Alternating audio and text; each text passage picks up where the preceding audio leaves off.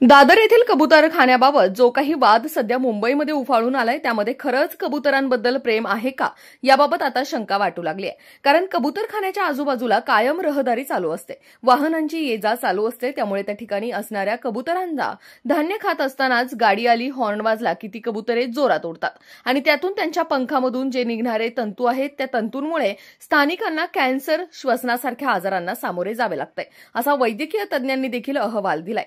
मुंबई महानगरपालिकेला खरंच जर कबूतर प्रेम असेल तर त्यांनी असे कबूतरखाने इतर निर्मनुष्य ठिकाणी निर्माण करावेत असे स्थानिकांनी सांगितले।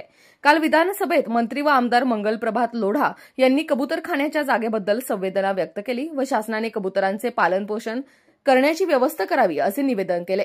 त्यात मुख्यमंत्री देवेंद्र फडणवीस यांनी देखील महानगरपालिकेला कबूतरखाना ज्या ठिकाणी आहे त्या ठिकाणी न ठेवता कबुतरांची इतर ठिकाणी व्यवस्था करण्याचे आदेश दिले। परंतु आज जैन समाजाच्या वतीने दादरमधील कबूतरखान्याच्या ठिकाणी तीव्र आंदोलन करून कबूतरखाना आहे त्याच ठिकाणी चालू ठेवण्याचा आग्रह धरण्यात आला।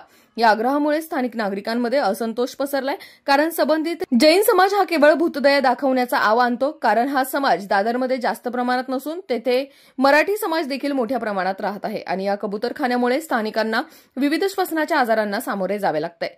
म्हणून हा कबूतरखाना या ठिकाणावरून कायमचा बंद करण्यात यावा अशी मागणी स्थानिकांनी केली आहे। पाहुयात शासन यावर काय निर्णय घेते। अशाच नवनवीन बातम्या व घडामोडी पाहण्यासाठी आमच्या चॅनलला लाईक, शेअर व सबस्क्राईब करा। टॉप न्यूज पुणे जाहिराती व बातम्या देण्यासाठी संपर्क मुख्य संपादक कैलास गायकवाड।